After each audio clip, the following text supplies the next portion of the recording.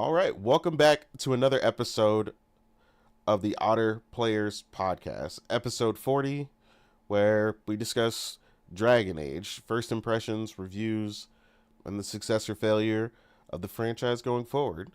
PlayStation closing another studio, confirming Concord. The Concord developer is now being disbanded, and Little Big Planet being pulled from the PSN store. Another boon for physical in order to maintain game preservation and a lot more. But we'll go ahead and jump into our intros, and we'll start with Weeb, man. How are you? What have you been playing? I'm good. Finally, I'm actually happy that we are having a because we just went into the daylight saving, so it's actually a bit earlier this time around. So I probably can hop to bed a bit earlier as well. There you go. Um, but yeah, I've been playing a couple of things. I went back to Mario 3D World because I realized I hadn't finished the Bowser's Fury expansion, which I did manage to finish in the meantime, which was quite fun. It was sort of like an open sort of sandbox, basically, where you just move from island to island to gather, I think, cat shines or something. Um, and basically, Bowser was, yeah, turned huge, and he was just throwing around, shit occasionally, changing the entire environment. And then you had to, yeah, gather one of those cat shines yeah, to basically, yeah, tell him down, boy, and or wait it out. And yeah, if you collected enough, you could have a sort of Godzilla level fight with him, where both of you turned huge and you just had to slap the shit out of him, which was pretty fun. Yeah. Um, so I did that, and then I finished Nico de Rico, which is a sort of Donkey Kong Country inspired indie game. Was pretty fun though. Yeah, I mean it does sort of make you yeah, want to play the original Donkey Kong Country, because that obviously is the better version of this. It was clearly sort of a low budget attempt at that. It wasn't a lot of voice acting, and like you could see, it was a you know yeah, it's a low budget version of Donkey Kong, I guess. Um, but yeah, it was fun. It was last. It's a fun little in betweener. And then of course I jumped into Dragon Age Veilguard. I haven't gotten very far yet, but yeah, liking it so far. Though doesn't take much, since I'm a huge fan of Dragon Age. I think we're gonna discuss our impressions, so I guess I'll reserve the rest of my time and cede to Omar. Yeah, no problem. That's what's up. Again, all good things. Again, it's just really the that time of the year. Everybody knows where we're all playing the onslaught of fall games, whatever is left to Hmm. come out in the winter, and getting ready for game of the year.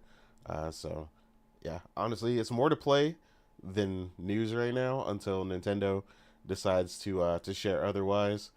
Um, and we get some other announcements. But yeah, like I said, all good things. Uh, Omar, how are you, man? What have you been playing?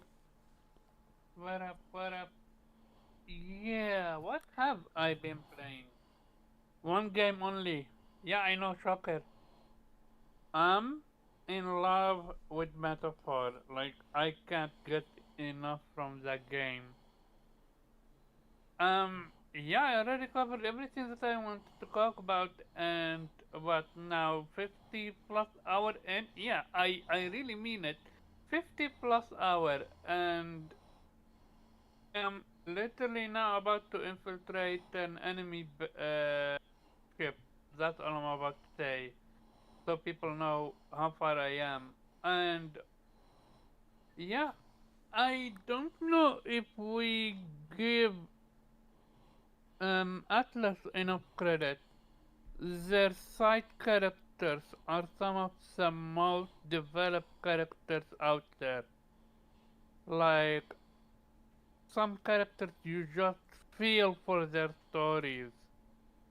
They hit you hard.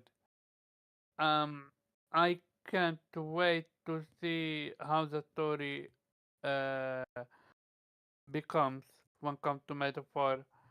Um, I'm curious if I get even more upgrade or that's all of the upgrade that I'm getting when it comes to help.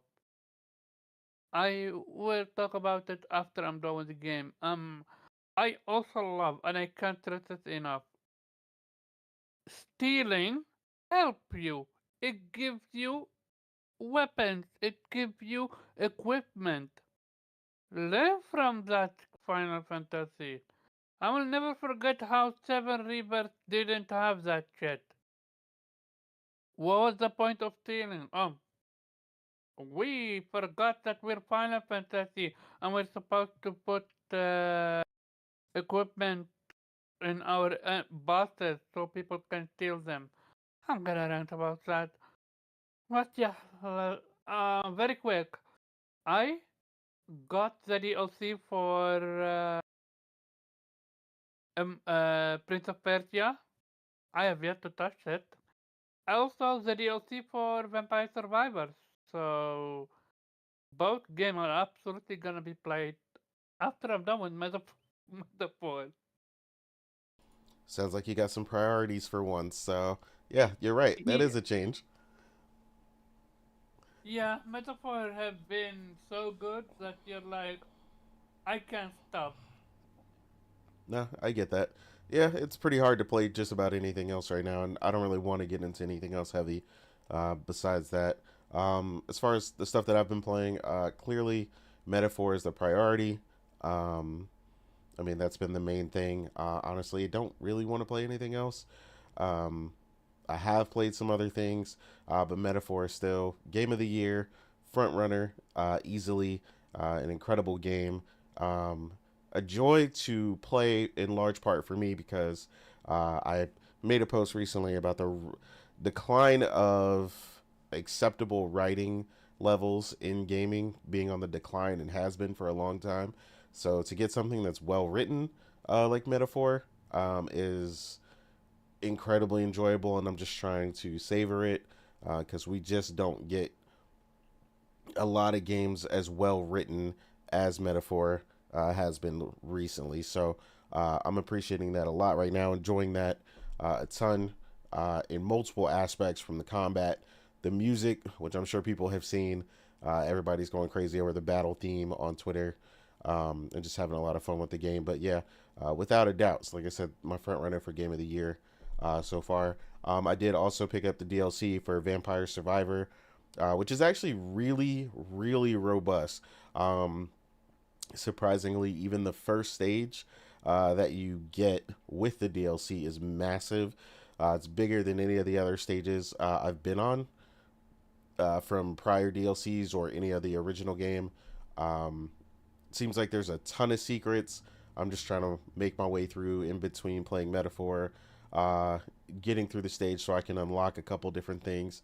I was able to unlock some of the Belmont boys. People who have watched Castlevania on Netflix will be familiar with them and the history of the Vampire Slayers. But yeah, I haven't got a chance to play with them yet, but I did unlock some of them and some of the new weapons and so on and so forth. So, shout out to the Vampire Survivor team for giving us an incredibly expansive DLC that was completely well hidden. No one knew it was coming, and it turned out to be, like I said, quite substantial. So I'm looking forward to getting further into that and just enjoying more of my time with Vampire Survivor. Underrated, eh? I wouldn't say underrated because people went crazy over the game. I would just say No, I'm I'm talking shocked with the strictly about DLC. the studio. The Mm, studio is underrated. I wouldn't even say that. I mean, the game. I mean, the game probably just sold like 20 million copies, so not really. I mean, they made a successful game though, so uh, shout out to them for making something great. Um, and then I also have started Dragon Age Veilguard. I'm a little past where, like I said, Weeb is in the game. I'm about 2.5 hours in or something like that. Um, our first thing is going to be to talk about, our impressions and so on and so forth. Anyway, so I'll just go right into it off of what I've been playing. Um, my first impressions, the character creator is really good in some aspects, which I tweeted about the other day while I was playing. Um, the hair selection, anybody who's played character creating RPGs will understand this. The hair selection being really good and looking amazing is a big step. Um, anyone who's also played a lot of Western RPGs, the hair selection is usually lacking severely, or it doesn't look that good. So, in this game, to not only look impressive and look incredible from the jump, but also having a wide variety of hairstyles that are also, black inclined, is honestly incredible. Some of these, I've never even seen some of these hairstyles in other games. Usually, if people are Bethesda fans, they know 90% of the time, modders usually have to come out with hair packs and a bunch of other stuff to incorporate better hair into the game because they usually look really bad. Um, so yeah, like I said, I don't know who was responsible for, the hair textures, quality, and whatnot going on with that, but they knocked it out the park, which lends more also to the game's phenomenal visuals. At least playing on PC, I can't speak for um, the console perspective. I'm playing on PC, max settings, um, ray tracing, ultra ray tracing on, fully enabled, and the game just looks phenomenal. I haven't seen a single instance where it hasn't looked amazing. Um, they really did knock it out the park. Still using the Frostbite engine, which does have its issues. If anybody's familiar with that and some of their other games, like I said, the character creator was solid. You can create some pretty good looking characters. People, I'm sure I've seen quite a few of them on Twitter as people have gotten through the character creator. Some people spent a lot more time um, in it. I spent about 30 minutes or a little over 30 minutes making my original character, just getting them the way that I really wanted. Um, they said everybody's kind of seen the joke about the body slider, uh, or lack thereof. So yeah, that's definitely one place where they're pretty lacking. So you can't go too crazy. Your character is pretty much one size unless you just want to be fat. Uh, it's like fat and skinny. Like those are like your two options. Um, but yeah, the facial customization, the ability for makeup, for your characters and all that stuff is crazy. There's a decent amount of tattoos and some other stuff. Um, Again, nothing wrong with it. It's still one of the better character creators, but yeah, they definitely it definitely could have been better if they would have just let you go a little bit more with some of the other aspects they tried to be restrictive on. I imagine more so it has to do with clipping in creating all the different intricate armors and things like that. It sucks that we really haven't gotten around that. Clipping is a really big issue for me, or anybody I imagine who has played a lot of games. We were promised a long time ago with Unreal Engine 4 that clipping was the thing of the past, and clothing and armor was gonna just you know uh, effortlessly not do it anymore, but clearly that hasn't been the case. But so far, like I said, with the proportions and things that they chose, I haven't really seen any clipping, and some of the armor sets and stuff are really intricate. So from a design standpoint, they did a really good job. Like I said, I am also a big fan of the armor and weapons changing. That's something that I always get on Japanese RPGs for. Not changing your armor specifically, that's been like a really big thing. They've gotten better at changing the weapons as you go through, but the armor, a lot of times your character just kind of wears one particular outfit, regardless of you changing your armor to a bunch of different things. I'm a big proponent of liking to see the progression of my characters, all the different armors and weapons they go through. Um, so again, that's another boon for Western RPGs that they've also done really well in Dragon Age. The gameplay wise, it's extremely fluid. The combat flows really well. How it will hold up after 90 plus hours, I don't know. We'll see. The That's the skill biggest tree question, eh? potentially the skill tree looks pretty expansive. I mean, I won't be able to answer that question until I've spent more time with it. Um, but I mean, I have heard some different things from some first impressions and reviews from people who have finished the game, who stated they just kind of they liked the combat, but in the end they kind of felt like it was just more tedious than anything.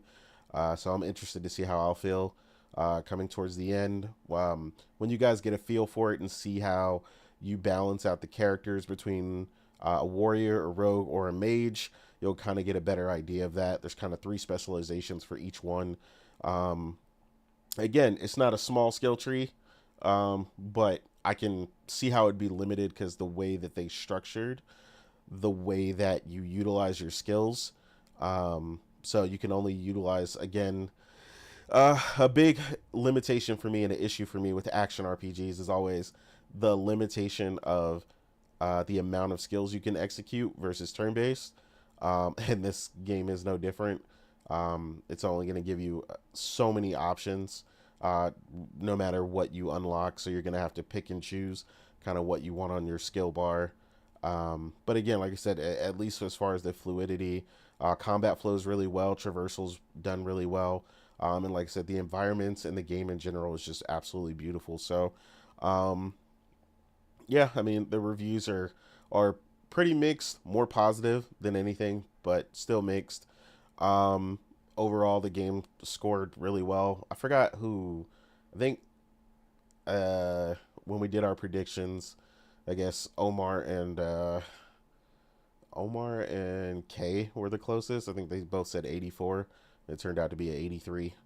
Um, but yeah, like I said, so far I'm really enjoying it. Priscilla also tried it and she ended up buying it on Steam. So yeah, she's having a lot of fun with it as well. Like I said, I still early on in the game, so I can't really say how I feel about it later on. I will say the weakest thing that I've seen so far, like nothing really incredible has happened story wise yet. It's pretty much business as usual when it comes to Dragon Age, but again, not anything crazy disappointing either. So I'm interested to see how the writing will progress or not uh, as I go along, especially coming off such a high from Metaphor. So yeah, overall, like I said, pretty interesting. Obviously, the sales numbers haven't actually come out yet, but you know, people are touting the sales topping for Steam in concurrent numbers, which still doesn't tell us the actual numbers. Um, Given that that changes based on, I believe it's almost daily, which is why you always see weird stuff under it. But yeah, I mean, shout out to them. They're getting some form of success. We'll have to see what EA actually says, what that actual success turns out to be, since we also don't have console numbers and so on and so forth. But I don't know where you're playing it. I think you're playing it on PS5, so you can lend Yes. more towards how you feel about the visuals and whatnot yourself. Go for it. All right. No, absolutely. Even on console, the visuals are stunning. It's absolutely the. Yeah, I mean, obviously it's the best looking Dragon Age game since it's next gen, but still, like it doesn't disappoint. It's absolutely immaculate how it looks. So yeah, I'm definitely pleased with that. I was a bit worried, initially with the art style, but that doesn't matter at all. Like it actually looks great. Characters look great. Agreed. It totally fits the setting. So I'm not yeah. All the worries were basically unnecessary. Um, yes, as for my experience, I'm like you. I'm not very far in it, so I can't really say how I will feel about it in the end. Though gameplay wise, it absolutely seems to have shifted more in more fast-paced, action-based combat. Not that previous games weren't action based, um, but yeah, even like classes like the mage, it's very agile. You have dodging abilities, yeah, basically teleporting. Yeah, you have basically well, almost a parry mechanic where you can block yeah, just the right time. Um, uh, so yeah, definitely sort of the focus seems to have been to have fluid and fast-paced combat. And yeah, I'm liking it so far. I did try out all the classes a little bit to see which one fit me best. And I did end up going back to the mage because which I think is what I selected in every Dragon Age game so far as my preferred class. Um, That's usually mine as well. yeah, it's just like it's the most spectacular, and for the first game it was also because of the whole lore surrounding it. It was the most interesting to me, I agree. and you're getting more about the world, about say the context, about what magic means in Dragon Age. If you're playing as a mage, so that was for me the reason why I play as a mage, and I kind of got stuck with that. And I say like warrior probably would be a good second, but I tried rogue. It didn't really vibe with me. Like it is definitely it. I guess probably if you're maybe a Souls fan, that might be the class you want to go for because it's really uh, emphasizing parrying and dodging because every class has sort of its own way of building, yeah, like called energy, or I think they're unique resources I call it. Like mages have mana, but the warrior he has rage, and I think a rogue has momentum, which is basically you have to keep attacking without getting hit, or it will basically reset. Which was quite frustrating for me because yeah, if you're because you need that sort of to cast your abilities, though you also have abilities that are just on a cooldown, so you kind of are encouraged to mix and match those, so you never run out of abilities.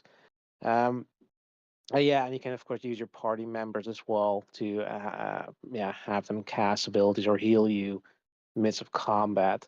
Um, yeah, again, I have to see sort of how it will evolve. I did already check out sort of the different specializations you have with every class, which seem quite varied for every class. Like even the mage has sort of a melee focused specialization, but also yeah, one that's yeah, it's more like a typical mage with area effect attacks, crowd control abilities, and I think one was sort of like a necromancer, which I think allows you to draw health from your enemies.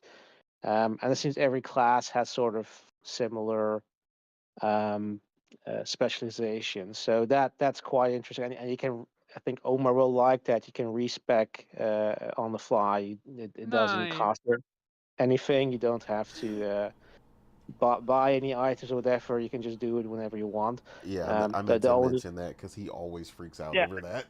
yeah exactly. Yeah, and so that basically also means that you can just try out. I think every specialization in the end. You don't really have to yeah, agonize over or research which one you like best. Just try them out. The only thing you're basically set in is your class. Your starting class. You can't change that. Um, Other than that, there's a lot of customization. Like even your character, I mean, you can still change the look of your character at your home base, so you don't even have to. yeah, if you don't like your character, you can still change that.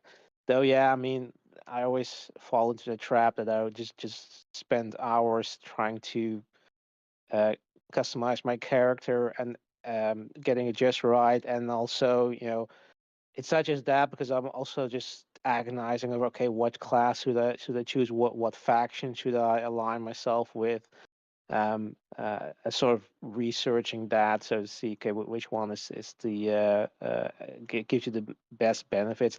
It doesn't really matter as much. I think though it's from what I read in the guide, they recommend going with the Antivan Crow, so I did that. uh, Maybe implying that that's one faction that's hardest to level up, and therefore getting a head start is probably a good idea. Does look like platinum is quite achievable in a single playthrough, so I'll definitely go for that. Yeah, so far, it's looking good. Like you said, nothing really blew me away just yet in terms of um, what's happening. I mean, we've seen, the prologue basically is already what we've seen in the gameplay reveal, so Mm-hmm. that's nothing new. Um, but yeah, I mean the characters. Well, I mean there's of course some familiar characters. Solus, Varric, Harding, Scott Harding, and some new ones. Though I've mostly I just got the Veil Jumper and Nev, which definitely is at this point my front runner for my romance opportunity because I definitely like her. Absolutely. Um, Also glad that you can still play the game sarcastically. Um, in terms of writing, yeah, again have to see this, but very I don't think it's gonna top two. Like two is definitely my favorite in terms of dialogues. Like it has the funniest dialogues. There's like Inquisition couldn't top that. Even Origins, which I think is probably still the best in the series, Mm-hmm. well, didn't have dialogues as witty as two had. So I'm not gonna have any high expectations that it's gonna top that. Yeah. But if it's gonna be say on the level of Inquisition, I'm happy. Though it does seem like this game is a bit more yeah, linear, or at least in I did read you can go back to previous areas, but um, the areas are not necessarily these massive sprawling maps you had in Inquisition, which I'm okay with because I don't necessarily need a game to be like a Bethesda game with or a Ubisoft game with a lot of shit going around, but not really yeah, focused story elements or meaningful side quests.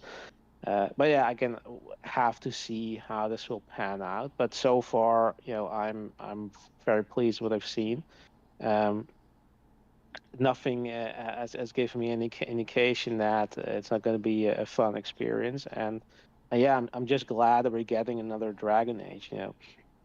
Because they did leave the last one sort of with a cliffhanger, and supposedly this one's gonna be sort of the final chapter, at least in this storyline. So it's gonna hopefully neatly wrap up all the open story arcs and solve all mysteries and answer all questions. And I just hope that it will do so in a meaningful manner that makes it all worth it. And I do hope that if this game is successful, aside from obviously the series continuing, that they might give the previous three sort of the same treatment as the Mass Effect trilogy, or just re-release that, because I would love to play, especially yeah, one, but also two again in sort of yeah, remastered version, because I absolutely adore those games. So yeah, I mean, so far so good. So if you're on the fence, I'd say at least from what I've played so far, I can definitely say you probably won't be disappointed. I mean, if you're a fan or if you knew, I guess if you're new to this franchise, obviously you will probably be lost about the sort of why we're at this point at this stage. But Mm-hmm. you know, it wouldn't be like a Bioware game where they have plenty of lore you can read up on, and I'd say they've made it accessible enough that you're getting sort of a short recap at the beginning. That it's not, you're not entirely lost. You sort of understand sort of the setting. Um, but yeah, of course, if you played any of the previous games, you're going to be a lot more familiar with the world, with what happened before, and you will appreciate all the cameos that will undoubtedly appear in this game. Yeah, much more, because these will be characters that you have come to know, love, or hate, depending on who will reappear. True. Um, so yeah, I mean, I'm not sure if I can add anything else. I mean, yeah, I mean, I know some mechanics are a bit different from previous games, so we'll have to experience and figure them out. But so far, it seems like they really streamlined it. They make sure that, yeah, that is an enjoyable experience. Um, and for me, it's in the end, aside from the gameplay, important that it has a good story. And obviously, the best part of this is the companions. Like, if they're enjoyable, if they're if you have great banter with them, that's important thing. And maybe a bit more of an interesting villain, because Griffiths, or whatever he's called from uh, three from Inquisition, was, while having a great design, even though he was introduced in two, yeah, wasn't much there. So I kind of wonder if they're gonna. I think I heard that we're gonna do that, but we'll have to wait and see if they have more of a presence in the story than previous games. Um, though, yeah, again, don't think any of the previous games had like a truly great film, or villains were more relegated to the background. Specific villains are more about the overall threat of the dark spawns or demons or whatever.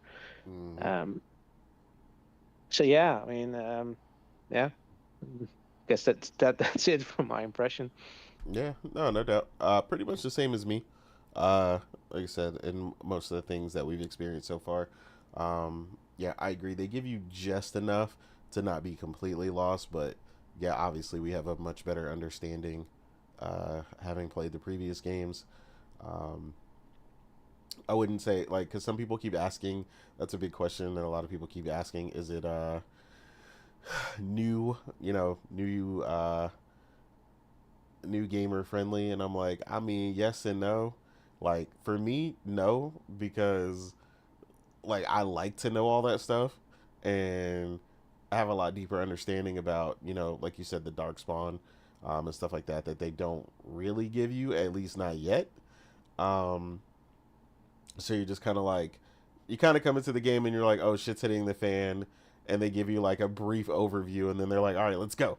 Like, so you definitely understand a lot more when you've played the other game. At least Inquisition is what I would tell people. Which honestly, probably if they didn't play it by now, they're probably not going to finish it, because Inquisition is a massive, massive game. Um, it's still really good. A lot of ways they did the dragons and stuff in Inquisition, I really like that. Yeah. So, still really worth it. Play if you haven't. That would be my biggest recommendation. I think you'll come away with understanding a lot more. Like, I don't think you need to go back as far as the other stuff, but I think Inquisition does a really good job explaining the dark spawn and a bunch of other stuff that you kind of are gonna have to deal with in this game. Um, so I wouldn't say it's completely new. I know some people will say, it is, and honestly, it's gonna, the same thing's gonna happen that always happens, whether it's new friendly or not. Is you're just gonna get a bunch of people who are gonna play it anyway because of the zeitgeist. It's the topic right now, the talk of the town. For good or bad. So some people are just like, I'm gonna play it anyway, and that's just how some people are. And I'm like, look, it is what it is. I personally don't like to be lost like that, but I know some people just don't care. Because I've definitely seen a number of people saying it's their first Dragon Age, Mhm. uh, which is interesting. The only thing I would say, like, if you're new, like, and you're enjoying your experience, that's cool. Say so, but like, stop trying to battle people who have 3 games deep on you prior to this game, because it's not gonna happen. Like, like just accept that you don't know what you're talking about, and as far as the other games go, and just enjoy this game. Like, I've seen that Mhm. battle happening where it's like, I'm new, I don't understand what the problem is, and it's like, of course you don't. You like, you Yeah. don't have any prior knowledge. You have no perspective. So I don't know. People are just being weird about that are new to the series. I'm like, stop being weird. Like, they keep trying to say like people who have played the previous stuff are being weird, and I'm like, no, you're being weird because you haven't played the other games. So it's like, no one's saying you can't enjoy this game in a vacuum. Go for it, but stop trying to act like other people who enjoyed the other games don't know anything, Mhm. or things like that. So that's kind of a weird thing going on with this game. Um, but yeah, like I said, hopefully for them it's a success. Uh, if anything, to prove to EA that they've still got some legs. Hopefully, like I said, if everything plays as much as what we've played so far, then it'll deserve that success. Despite people, obviously picking some of the cringier dialogue to showcase and create a Discord, but that hasn't stopped me or you from playing it. And like I said, if I can play my character accordingly, then the way that Dragon Age has always done, then I'm cool. I Mhm. do agree. I do agree that they did kind of remove, and this doesn't really matter as much for me because I don't really play a character like that. But I do like the option when I'm just like, I want to smack a bitch, like I could do so. Uh, so they have kind of removed like the mean options, or the more evil options, because like you could do some crazy shit in previous Dragon Ages that a lot of people, of course, playing this one for the first time wouldn't really understand. Like, somebody pointed out that like you could euthanize like an entire race in one of the previous games. I forgot what option it was, but I do remember that being a thing. Like, you could just erase like an entire like people from existence. Like, it was crazy. Like, Dragon Age was like had some deep, deep like evil, like I'm gonna destroy the world type options. Um, should you play the Mhm. DLC? You can play the DLC. See Fresh. I don't think you don't necessarily need to from Inquisition, as long as you played Inquisition the base. I think you'll be okay. The DLC did add like some more context for, I believe, the Darkspawn. One of them did. So, but I mean, if you at least played it, like, I think you'll be fine. I don't think you specifically need to play the DLC. I think the DLC sort of, because you can set the um in the creation, you can set what the sort of the setting of the Inquisitor, so the main character of the previous game, so what he did at the end, with the Inquisition. I Mm-hmm. think that's one of the choices you can make in the DLC. But you can make that in the character creator, so it's not that you yeah, have to play the game for that. But yeah, I mean, with every game, sort of, there's like all the other games also had DLC, and some were not really necessary for the story. Like with the Mm-hmm. original, you had Awakening, which was sort of relevant because you one of your companions, Anders, in the second game was from that yeah, DLC, which gave you context about that character. And in two, you also had one DLC that introduced the main villain for Inquisition. So that sort of, so some DLCs are relevant to the story, and some are more yeah, additional content that, like, though I do recommend for two, they had that one DLC where you I think with Felicia Day as one of temporary companion. That one was really good because it was just absolutely hilarious that they had the dialogues, the characters, the stuff you could do. That's sort of like the Citadel DLC from Mass Effect 3. I think that's comparable in terms of tone and yeah, just a hell of fun. So, but yeah, I mean for story, um, yeah, Inquisition, I would agree, is the most relevant. Though again, with Inquisition, you have like the start of Inquisition is heavily dependent on two, and of course two is heavily dependent on one. Agreed. But yeah, I know you haven't got a chance to play on it, Omar. But did you have anything you wanted to add? I have not touched it, so I can't comment on it. No, all good. I was just making sure. Um, Yeah, no. At some point, when? No idea when. I am going to play it. Very quick question to Weeb. Does it Mhm. implement anything DualSense wise? Uh, well, yes, I guess. I mean, it makes use of dual What sense was the features. I guess?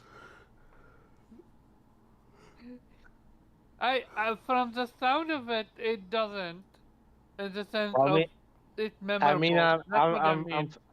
I'm fairly early in, but I haven't, let's say, encountered anything like okay, you can feel like the haptic feedback or the adaptive triggers, but it uses the rumble feature, so that's one thing. But yeah, Mm-hmm. I'll pay attention to it, Omar. I mean, the thing is, like, I don't know, maybe if you're using a rogue, maybe you can actually feel the bow, but I'm not entirely sure. I haven't Mm, checked that. gotcha. yeah, I don't even think it really will because even the way because I'm playing a rogue right now, and the way that you use the bow is hardly ever really any tension. Like Yeah, it's kind of like that, a fire and let it go kind of thing. So I don't even think they'll go that far. So to really answer your question, ultimately, I don't think it's really gonna matter. Like we was saying, it's basically just rumble and stuff, standard mm, standard features. So you're not getting stellar blade or anything like that. Gotcha, Um, gotcha, gotcha. but yeah, I don't know. Like I said, shout out to them. We'll see how successful and or not it is. I'm sure soon EA will make some sort of announcement and really let us know what's what. Because like I said, we don't really know PlayStation wise and uh, Xbox or whatever um, that it turns out to be. So we'll see soon. Um, it said next up, we had a studio closure from PlayStation. Uh, Everybody's probably heard by now. Concord, after costing an estimated $200 million and having an extreme failure of a launch, selling an estimated 25,000 or less um, for Concord. The game was pulled, and now we got confirmation that the studio is shutting down. The idea, some people thought maybe they'd bring it back free to play or whatnot, but again, I'd never seen a game pulled at such speed and record timing. mm, Uh, so I'm not really surprised, like I said, especially after hearing the cost that it had costed them. Like I said, 200 million is literally insane for what I've seen from that game. Again, not a bad game. Um, Per se from mechanically. Like I said, from what I understand, the game played really well. The little bit I did try it out in the beta, they said the game handles well, but again, you need a lot more than that in a crowded climate in order to stand out and appeal to, like I said, such a wide and diverse crowd. Like I said, you got a lot of competition in the hero shooter space or shooter space in general, competitive shooters. So they just kind of ran headfirst into that. Uh, I mean, for me, people, what went wrong is obviously going to be studied, you know, at a deep level at PlayStation, I'm sure. For me personally, I mean, obviously, primarily, it takes a lot for me to even get into competitive games in the first place. Um, Nothing about the game enticed me. The most interesting thing was, like a lot of people said, that original CGI trailer where I thought there was some sort of story to be had with these guys and they were going through the universe, and I thought there was like a whole thing with that, and it turned out that that's just fluff. It's just background noise for a game that was just a straight competitive shooter. So that kind of destroyed any real interest I had, and then character designs were just terrible for me. Like, I'm just gonna call it what it is. I had no desire to play any of these characters, and that in and of itself is an important aspect, whether people think so or not. Even in an FPS, um, I mean, even when I play Call of Duty, I specifically select, the coolest operators that I think there are available, for each side when I play Call of Duty. So, I mean, appeal is definitely a big factor as well. I believe I did see a YouTuber go over, um, he went over some changes that he would have made to character designs, and it was just kind of like hey, here's what I would have done in a couple minutes, as a character designer myself, and it made way more difference. Like, and I was like, damn, that character actually looks interesting, and I like their profile fits, what they are supposed to do. We're talking about Concord right now, Thrifty being shut down, the studio. Um, but yeah, like there were a lot of flaws that they made. Honestly, it's also a warning I personally gave uh, to them. I was like, man, I really don't think people understand. This is something I talked about with Morgan frequently, uh, as we've talked about like the competition in the space in general, with Fortnite, and the way that the upkeep and what it takes to really run something like Fortnite, and everybody wants to chase that money.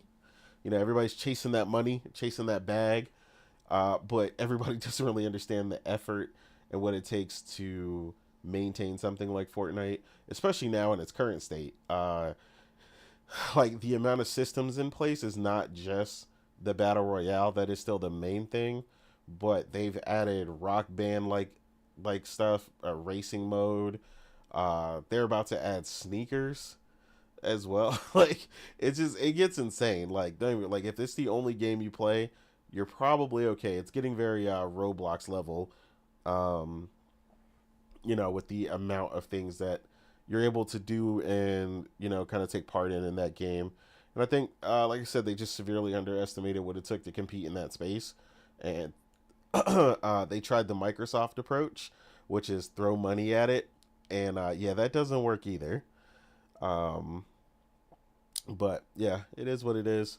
Like I said, I didn't really see it being a success. I'm not surprised at the failure, because like I said, I had lack of interest in it. So if I have no interest even watching or checking the game out, then that's typically a pretty good sign. Uh, I've been interested in even at least a fleeting interest in some of the other titles that have come out, and had success. So, like I said, I did originally play Fortnite before it got popular, and I still play it off and on here and there.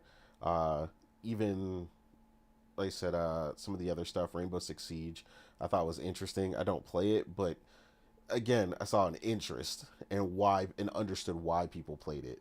It's like, if I can't really grasp that from your game, I think you're gonna run into some trouble.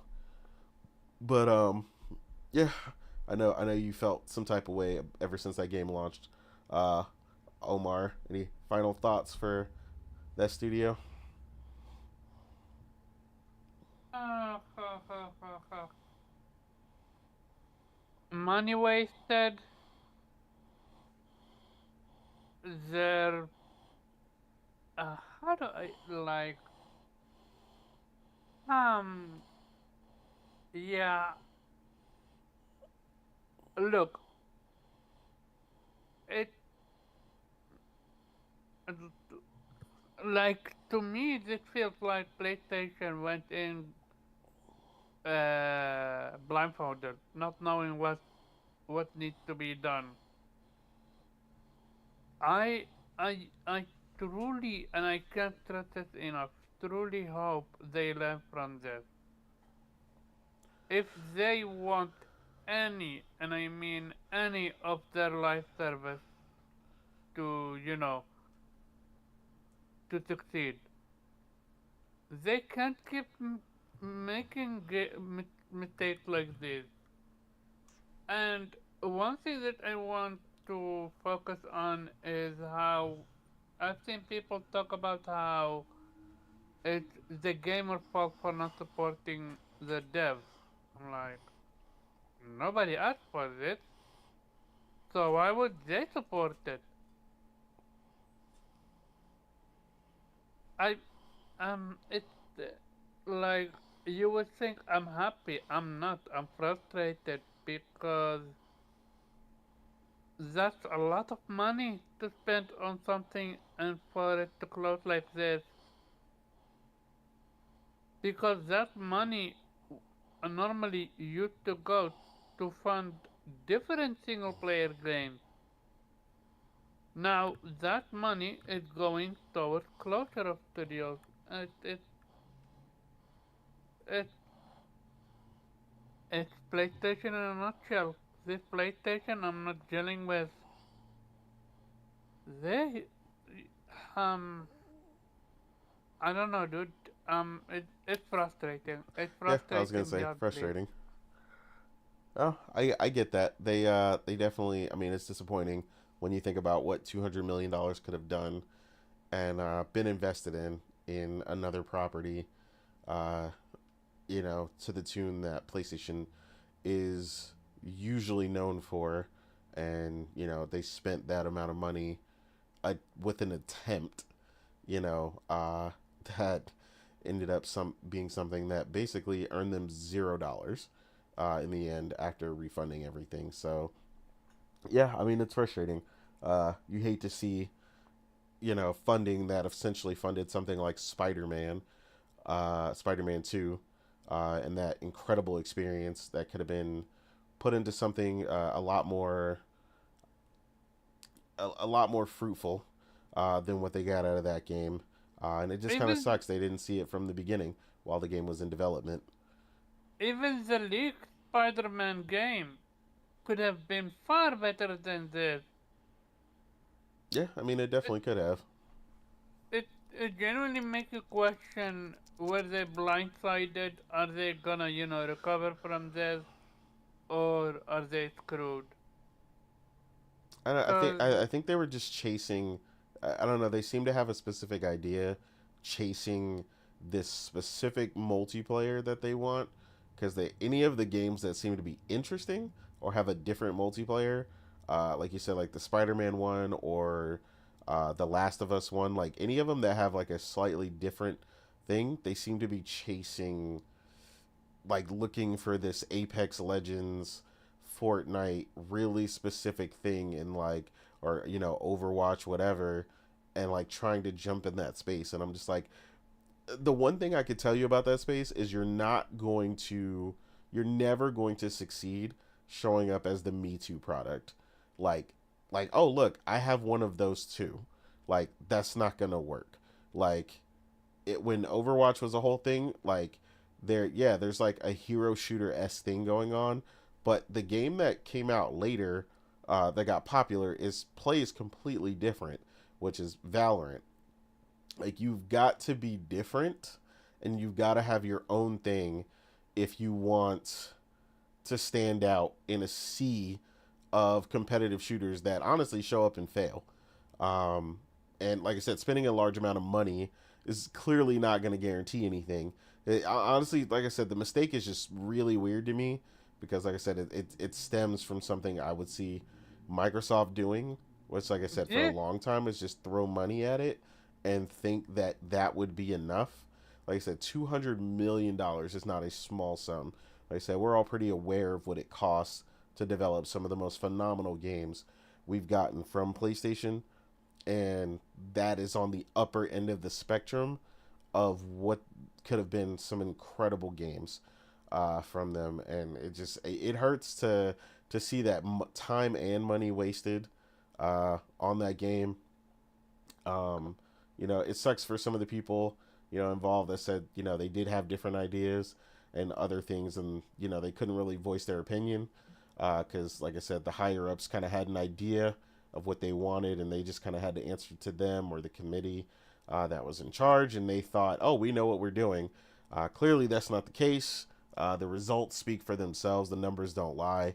Like I said, at the end of the day, so whatever they thought they knew, they clearly did not know, and I hope that's reflected in personally. I don't want developers and stuff that did what they were supposed to do to lose their jobs. So hopefully the people who were in charge of some of those decisions are held accountable, and they're not just moving on to other projects because clearly those Yeah, mistakes need to be it, need to be rectified, and somebody's got to answer for those choices that were made for that game. And I definitely do not want those people on another project inside of PlayStation making those same absolutely mistakes. not. Yeah, It makes you question, was there any shred of quality of control with this one?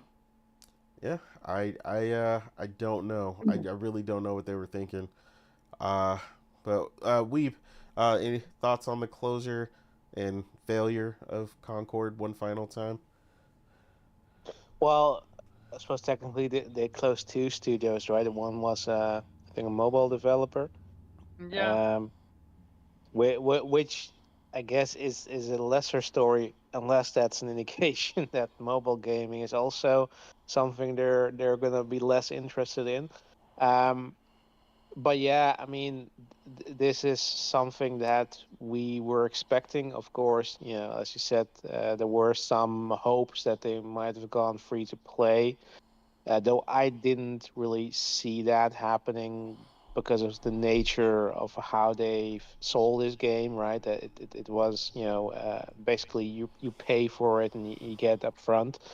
Um, and yeah, if they had any intention of making it free to play, they would have, they wouldn't have just delisted it, right? I mean, they're having plenty of games that were, paid, that you had to buy, and later on went free to play because they saw that was the way to get more people playing it.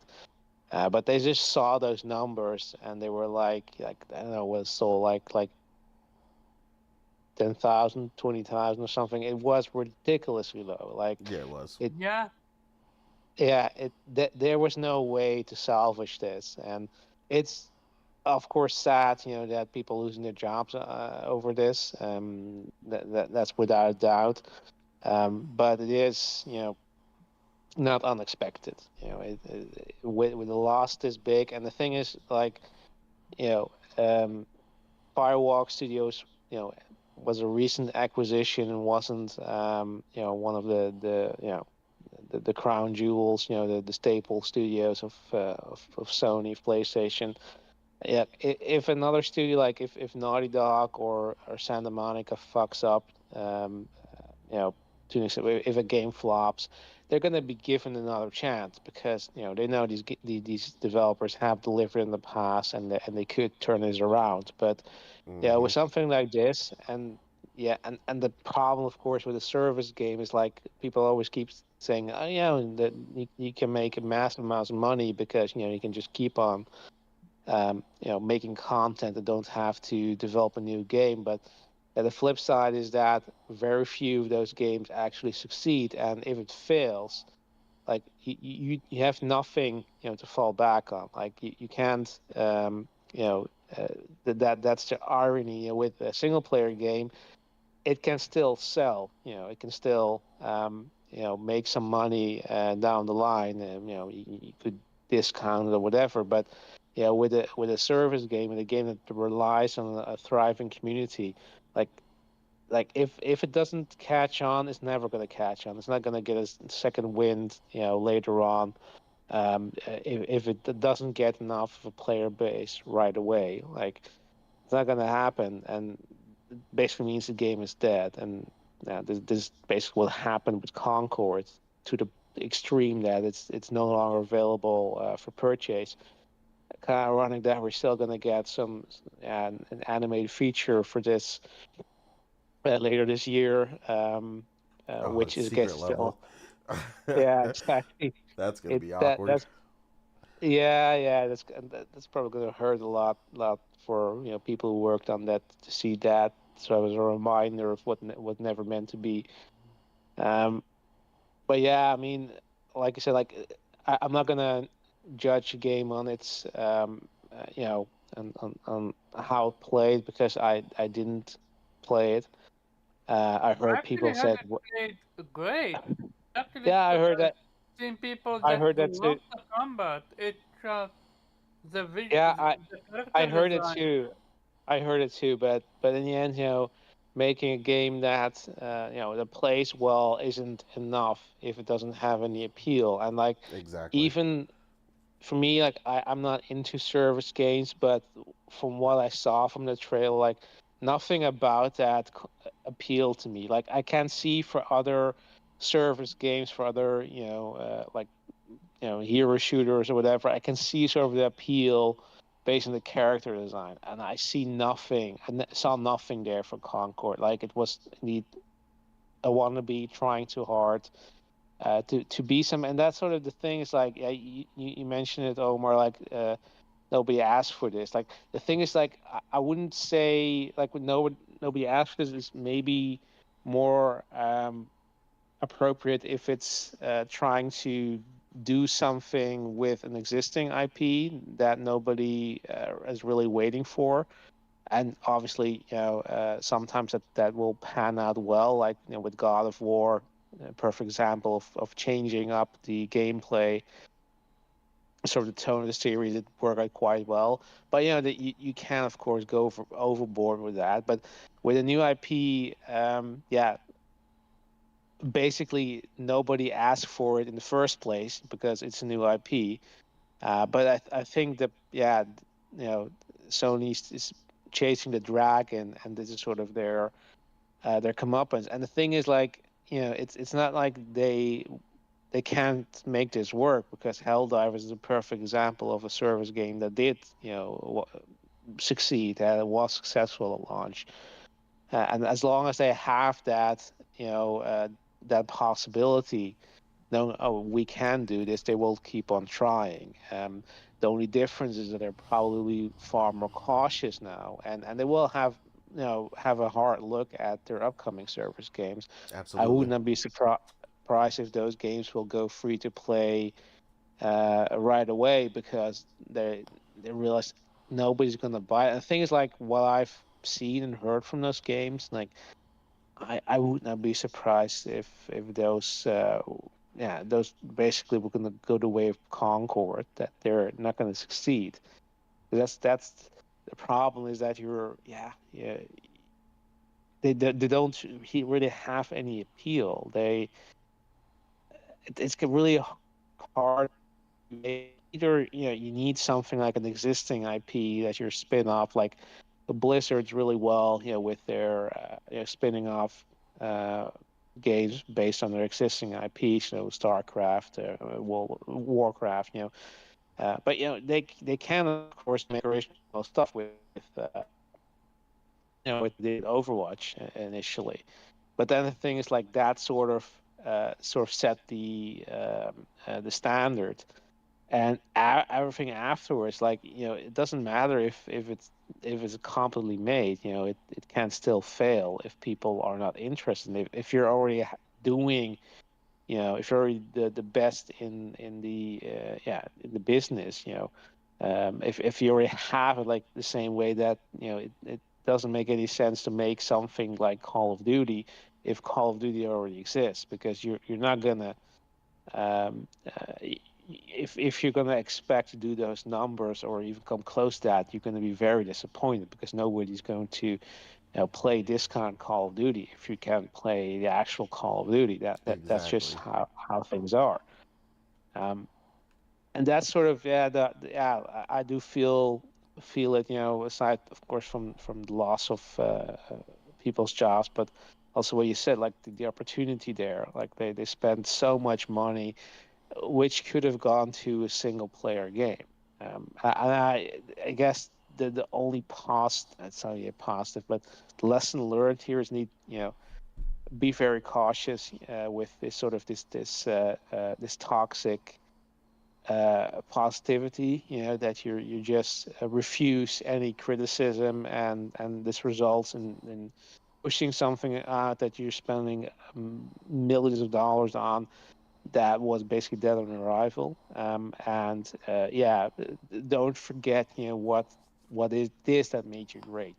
Exactly. Um, I again, nothing nothing is stopping you from still trying, and like I said, you can succeed. Like Helldrive is a perfect example, but just know that yeah, reality is this might not be the thing that you should focus on. I think Naughty Dog took the lesson to heart, and they decide, like, yeah, nah, we don't want to be a studio that's just going to make a GOS game, and support that. We are known for our single player narrative driven experiences, and that's what we're going to focus on.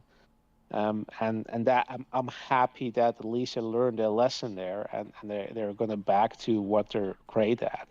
I say that Sony needs to be yeah, conscious of that, and of course never force any of your studios to do something they're not that they're not comfortable with.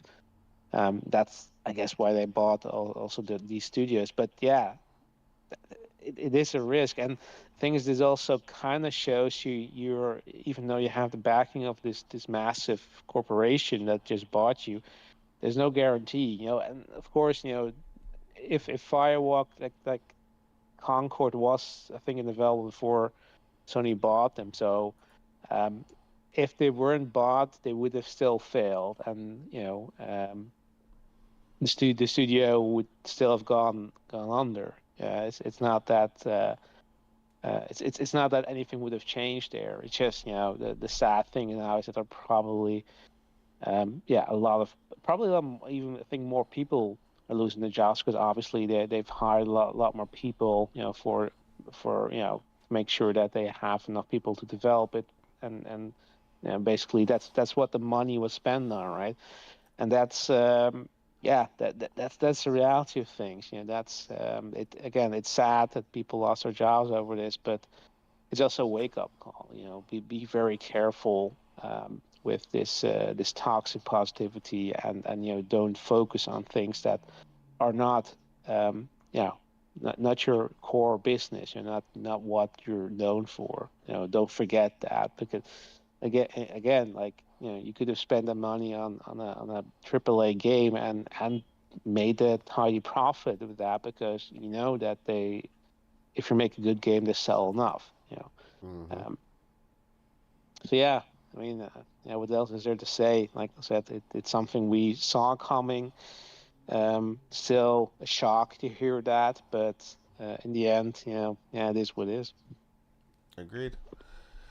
Yeah, it's sad to say, man, but good luck in the future. Hopefully, we get some better news from PlayStation. Yep. They could use it right now. But they've got a Game of the Year candidate out there with Astrobot. Mm-hmm. They worked in tandem with some other teams to release some other great games, Rise of the Ronin and Stellar Blade, and so on and so forth. So hopefully, it's just a footnote, and them fumbling the ball, this one time, and we'll see what they got in store otherwise. But like you said, I hope it really is a cautionary tale for them internally with their other live service games. Because again, that whole appeal thing again, right as of right now, I don't really see anybody excited for, Marathon and whatever else is being worked on. Nobody So is talking about marathon. yeah, and if they And are, it's not in a positive way. So if you're a doctor, if you're one of the people that played that bought and played Concord, would you be willing to ban yourself with with marathon? Yeah, I mean, I think a What lot of those the, people are going to be pretty cautious as well. I mean, they Mhm. obviously those people are obviously pretty into competitive shooters, but I think now even they are going to be pretty cautious with whatever PlayStation invests in going forward. cause here's the thing. Did they refund their games? Yes. Their money for the people? Yes, they did. But do you know what the difference is? They didn't refund them their time. You can't refund somebody else's time that they invested in a game. I mean, to be fair, it Espe- was a week, but yeah. But I mean, still, people got the were close to getting the what we call it, the platinum, Yeah, which means they put a lot of time in the game. yeah. I It, mean, you live and you learn, I guess, on both Yeah. sides.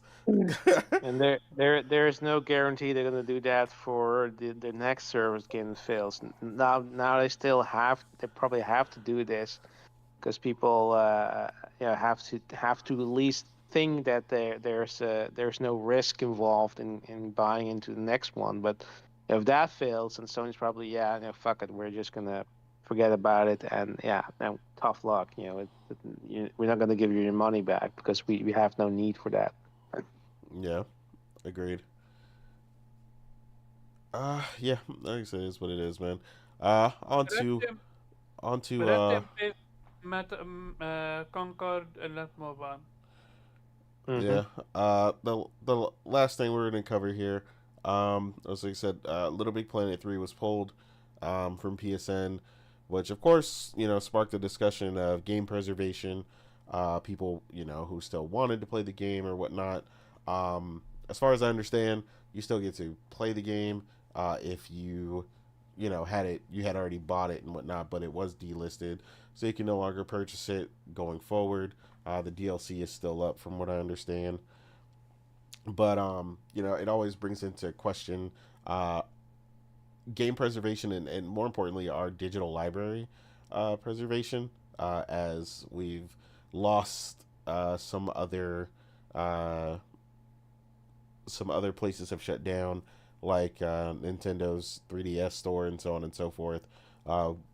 Things you could potentially lose owning them digitally, especially in wake of a time where DLC is obviously a really big thing.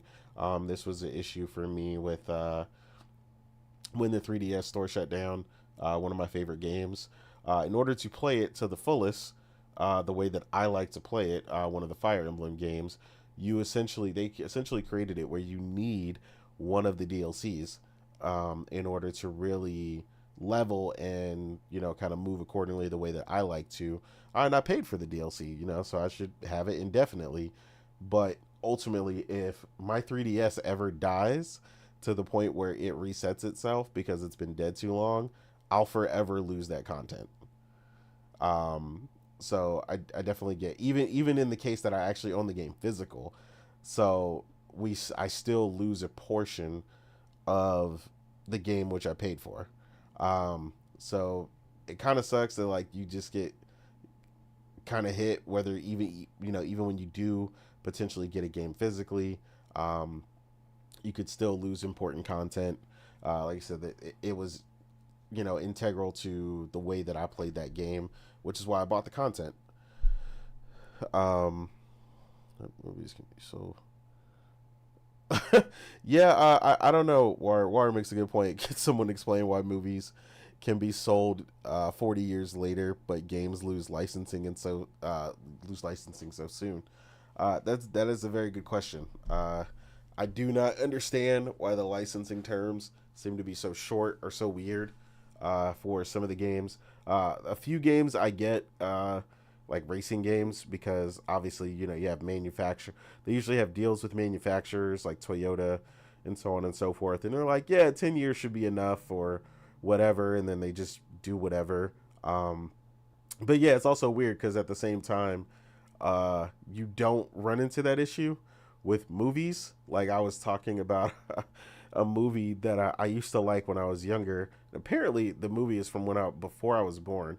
But one of the things I remember is it had a Lamborghini and a Ferrari in it, and it's one of the like biggest times you ever see like a Ferrari F50 and a Lamborghini Countach just going full out, and it was one of the coolest things I had ever seen. But like, you can still buy that movie today, like, and they don't, you know, they're not still paying Lamborghini and Ferrari to use those, currently. So gaming definitely needs some help as far as the licensing and so on and so forth goes, because I it really I seems have to a be a big issue. question. Yeah. Is it the closure? Is it because of the licensing, or is it maybe because the Well, they payment well between? well they delisted it. So usually when you delist something, it's because something within the game can no longer be used. So usually they don't delist unless they run into something like that. It's the same reason Okay, so then why what? Forza always gets delisted after a couple of years, because they Yeah. have a bunch of licensing deals with car manufacturers. In this case, Okay. it's usually music. Some sort of music or something is licensed. I was thinking maybe because the multiplayer is gone. Maybe that's why Not because you can still they play the game single player, and then you can still, like I said, you can still play it if you have it downloaded, or you have it already bought on your account. You can still re-download it, so everybody knows the multiplayer is offline. You kind of got what you have, and that's the end of it. But I mean, Little Big Planet is still a game in its entirety, with what it comes with. So yeah, not in particular. I mean, they've shut down the multiplayer for games, and you can still play them. I mean, I could still go back and play Mercenaries too, but that's been shut down for God knows how long. But hmm, yeah, it's a weird concept, but it's uh, like we mentioned, it brings up the bigger topic of game preservation, more so, and then like I said, it sucks because, like I pointed out, even when you do have a game physically, you can still lose other aspects of it. So it's like, and then this brings into the thing that people hate currently, right? They hate when a game gets remastered or brought back out. That's always been the cry, right? But if a game comes back out complete, feature complete with everything, including all the DLC, now you no longer run the risk of losing that item if you bought it physically, because you have it forever. Obviously, barring something happens to the actual collection, but like that makes a fight for needing that kind of stuff currently for games to be updated, rather than just supporting the old stuff, because eventually they're going to shut down some of that stuff. Like I said, with the 3DS store, so on and so forth. Like I'd kill for a collection for Fire Emblem on my Nintendo Switch on one cartridge with all the DLC, that I'd never have to worry about losing it, because I periodically charge my 3DS every now and then just to make sure I never lose that data. I'm sure at one point I will forget to charge it, but again, um, I have a lot of my favorite games, still on my 3DS. I have a copy of Chrono Trigger and some other stuff. Physically, was like I said, no danger of losing those games in particular. But yeah, there's so many ways with the incorporation of DLC and full digital and a bunch of stuff. Just multiple ways that we could lose access to particular content. It just kind of sucks, man. I know this was something in and particular that you were going on, Weeb. Nate, very quick. What? Can you answer what I want a question? Yeah, we already discussed Dragon Age. Yeah, Yeah, it was the first thing we went over.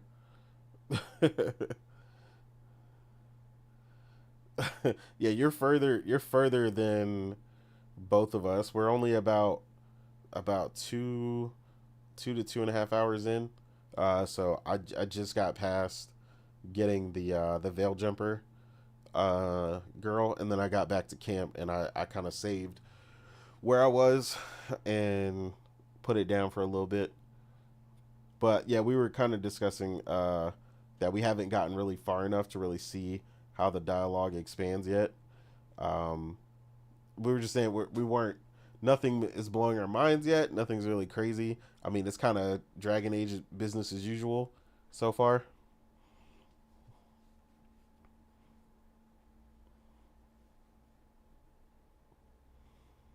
We're No, gonna go I don't back. know. Yeah, I don't know about that. We're gonna Yeah, go back and revisit the topic next week or a week after, and then we give it a good breakdown. I think by then most people have played it. Then yeah, you might be remembering another discussion we had, but yeah, I'd never defended anything about the game. So yeah, that definitely wasn't me, because Morgan has been giving me shit for giving the game shit since I've been playing it. So yeah, that definitely wasn't me. Now, to other stuff, like I said, the stuff that I mentioned that I like in the game so far, like I said, visually, the game looks phenomenal. I mean, I'm not gonna take that away. Period. Like, I'm playing it on PC maxed out, and the game just destroys several games when it comes to visual fidelity, lighting, hair physics, a bunch of other stuff that we talked about. Um, so yeah, in that regard. But no, yeah, then her I'm not physics far look enough. insane. Yeah, I'm not far enough to discuss the dialogue stuff yet. The 2.5 hours that I'm in, uh, you're not gonna get anything out of that. Like which is why I said I'm not.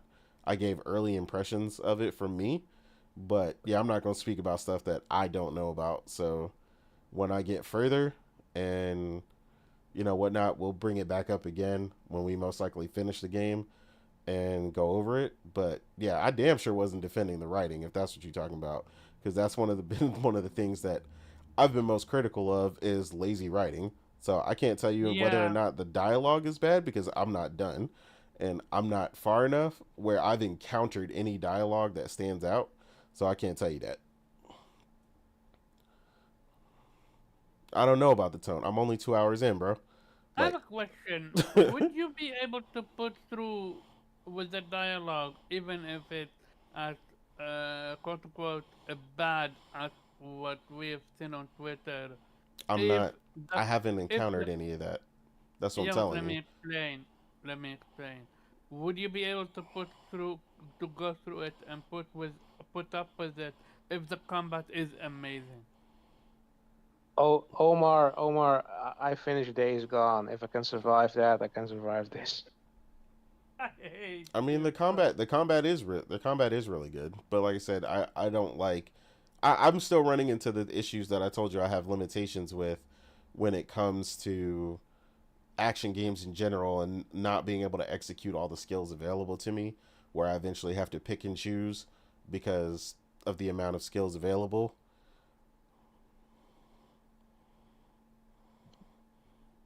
I got you. Yeah, I mean they have been kind of joking. I mean the Nev has been sarcastic as shit so far, so yeah, I mean the tone for me is relatively the same. Now, if you're talking about playing a negative character or being the evil character, no, that option is all but removed. But I also don't play that way, so I couldn't tell you.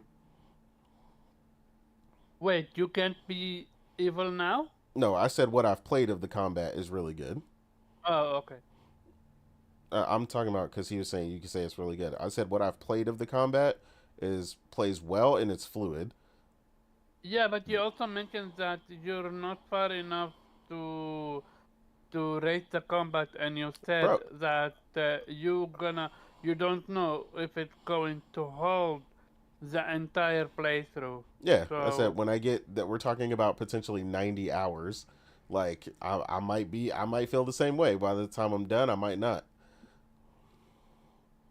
yeah, this one we're gonna revisit. I think that's the best I mean, Mr. option. Matty Plays has also completed the game, War. So again, when I complete the game, we can revisit that discussion. But no, in 2 hours of a 90-hour game, no, I am not going to comment on the entire tone of a game that I have not played, bro. We not doing that. We don't do that here. Yeah, we're not gonna be this Yeah, I don't have generous. disingenuous bullshit arguments for argument's sake, bro. You know I don't do that shit. Mhm. Like, so Precisely. when I get further, you know what I'm saying, and I actually put some time in, then, you know what I'm saying, I'll be willing to have that discussion, but I can't have that yet. And I plan to finish Metaphor first before I even dig further into this game, because Metaphor right now is my game of the year, which I spoke about earlier, and that is phenomenally written, and I have, you know, over 40 hours in that game, and I'm enjoying it thoroughly. So that game, I could comment on how it's written. So yeah, I need to see more of the story. I need to see more of the characters, you know, stuff like that. Like I said, I can only give you the a little over 2 hours I put in it, and then like I said, we'll go from there. But I got you. I'm not gonna skip it. You know what I'm saying? I'm just not there yet. But yeah, to the thing about the preservation uh, that we were talking about earlier, we've with them pulling, uh, you know, games like this and other games that have been pulled before. I know you've been a big proponent of physical. How do you feel about it going forward? And does this how do you like the idea now? I guess I'll add this. How do you like the idea now of us getting games in their more complete form later on newer hardware? Are you a big fan of that, or because I know a lot of people complain about that, but this brings it up even more for me now. Like including all the DLC and stuff like that, I think is even more of a good idea now because, like I said, you could lose even if you own the game physically, you could lose access to the DLC, which may have been phenomenal. Like I can't imagine losing access to the DLC for something like The Witcher 3. You know what I mean? Hmm. Well, yeah, you're posing an interesting question there because so the way you're framing it, I don't necessarily see yeah, the remasters and the reissuing of certain games for newer platforms as uh, sort of the solution to this because the delisting, for example, of Little Big Planet 3 seems to be because of the licensing of the music, Mm-hmm. which would still be an issue, if you had if you just make a PS5 version of the game. Of course, if you were to do that, you would renew the Renew licenses, it. but yeah, but or not at all, because that's the other side of the coin. Because um, interesting example is a Lollipop Chainsaw, which also got you know a remastered version, Mm-hmm. except for it had a lot of licensed music, which is not available in that version of the game, which is a huge problem for a game where that was part of part of the identity of that game. I mean, it was a carefully curated list of licensed songs, including a title song, um, uh, by director James Gunn, and yeah, that's missing.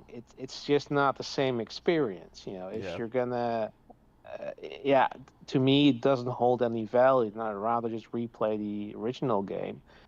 Um, and though I think it's only on console, so that's sort of one of those games where, yeah, I would love to get a PS5 or PS4, whatever, or PC version of that game, uh, but with the original licensed content. That's, I guess, the problem is, well, like I said, there is something with licensing songs for games that's different, I guess, from movies. Mm-hmm. Um, and that's sort of an issue that I don't know if they can ever fix that, but I doubt it. I mean, I think movies probably had, I'm not an expert in this, but probably had sort of more of a out of uh, yeah tradition or legacy, a better way of getting that license permanently, and probably games, because they're a newer medium. They made, the music industry made a better deal for themselves, where they say, yeah, we can give you a license, but only for a limited amount of time. Then you have to renew and pay for it again, Yeah. and that's clearly not what Sony's willing to do, understandable. I mean, it's an old game, and you wanna keep paying for a game you're basically not earning any money for. But it does, I mean, the thing is, if you consider games art, which maybe that's kind of sort of the problem here is, yeah, I mean, it's not the same. It's not complete, you know, piece of art anymore if you're taking out the music or part of the music, or whatever other licensed content there is. Um, so yeah, that's sort of where if you have physical, that's sort of why I like physical as well, because you will have it, irrespective of what they decide. So, and yes, sure, you probably um, again, you can probably, if you already have a download or if you have a bot, you can probably still get until they close down the store, and that's sort of what you were pointing at. That's an issue, if you lose that, if you lose the piece of hardware you have a download on, yeah, you lost it forever. And this sort of the thing is, they will tell you, yeah, you bought a license, which interesting. I see this now more and more. Like you always had this sort of this terms of service, but um, for some reason I do see it more and more with games like explicitly stating, yeah, you own the license and not the actual game if you buy it digitally. Which basically just means they can just fuck you over and say, yeah, we're no longer putting the content available to you, which also can happen to movies. Yeah, me not the content of the movie, but the movie itself, because there are having cases, for example, that Apple has removed movies, deleted that from people's devices because they're no longer held a license, which I guess that's sort of how it works. But this is sort of why I prefer physical, because you will always have access to it. You're not dependent on servers. You're dependent on their license agreement whatsoever. And some, like, I think I still remember the PT demo, which Konami uh, uh, dastardly decided to basically release an update where it deleted that from people's consoles, like absolute insanity. But that's sort of the consequence of digital content where you don't really own anything. Um, so yeah, I mean, but getting back to your question, I do see that re-releasing these games is absolutely a positive. Like, it's not a substitute for new games, of course, but um, yeah, I mean, I definitely want to see those games back. Like, and if I can get them physically, like any game that, for example, was on the PS3, if that game can be brought back, to PS5 version, physically preferably, that will be great, because the PS3 will eventually probably die, and considering that, yeah, the custom hardware, it will basically impossible to emulate that, at least in a legal fashion.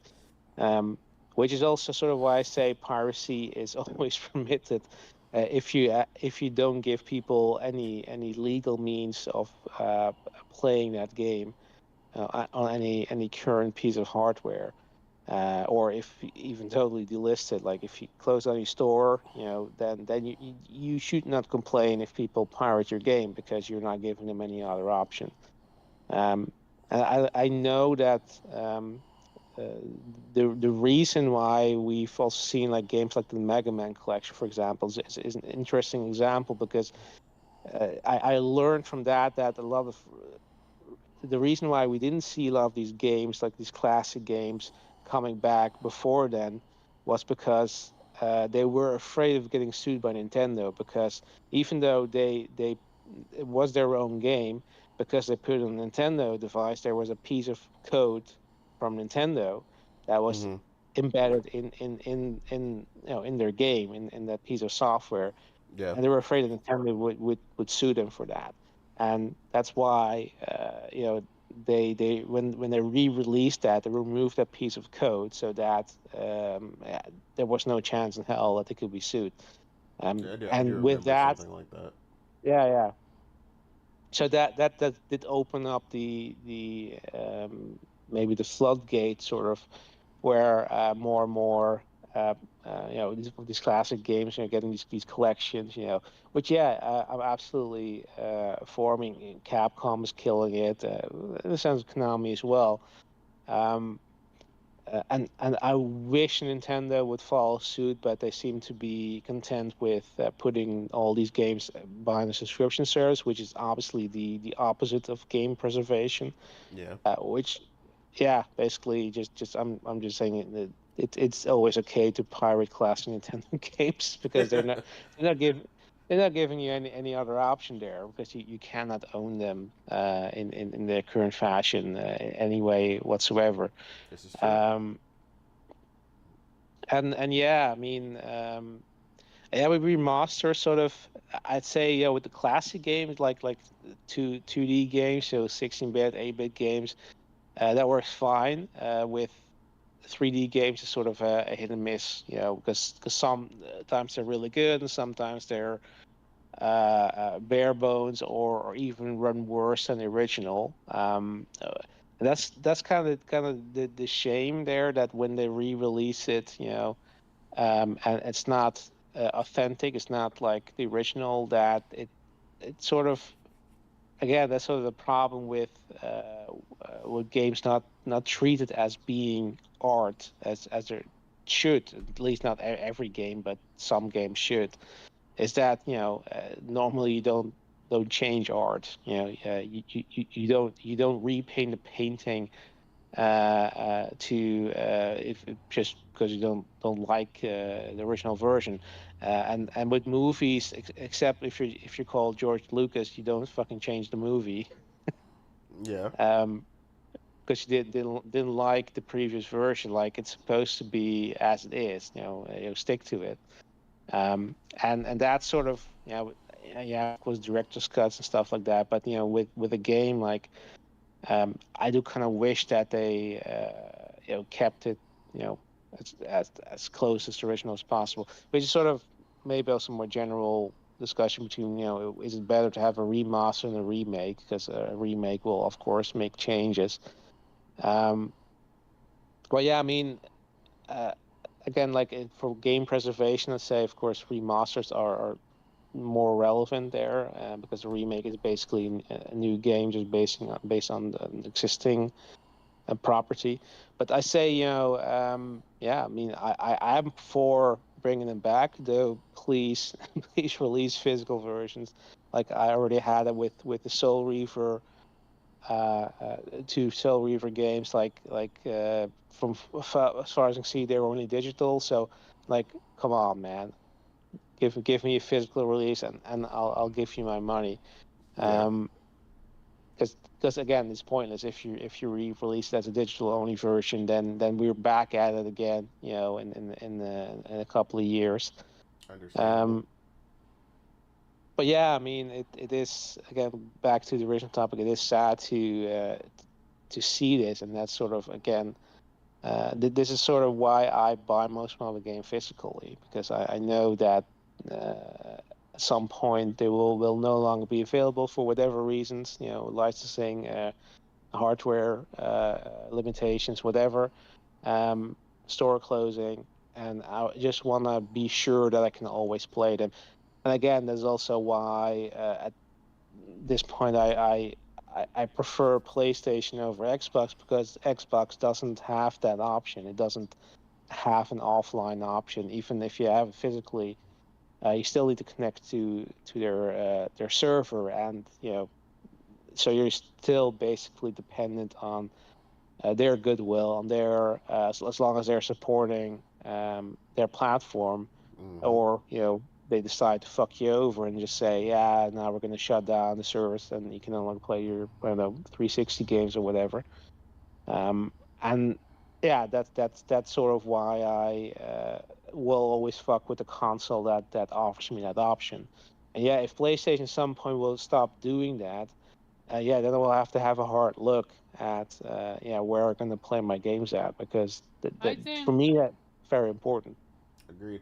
I think the pro, if anything, to be judged, we PlayStation is gonna go, digital only, maybe next generation. Mm, I doubt it. yeah, I don't, The I don't, way I don't think, I don't think they it's gonna happen as early as the next generation, but one day. we absolutely lost the battle. Sadly, No, we didn't. you don't believe we lost? No, because Interesting. because because the reality is that physical sales are still going strong. I mean, it's such a large portion of games sold that you can't discount. Like, the only, sure, there's they would love it if you go digital only, because they can make they have the largest margin. They don't have to share with with retail stores, part of the profit. Of course, that's what they would love to see. But as long as reality doesn't match, as long as people still keep buying physical, that's not going to happen. It's going to be like, if you're going to stop that, then the console is going to offer that option, is going to take over that market share. Yeah, because there's a lot of people who still buy their games and then trade them in, and or resell them or whatever.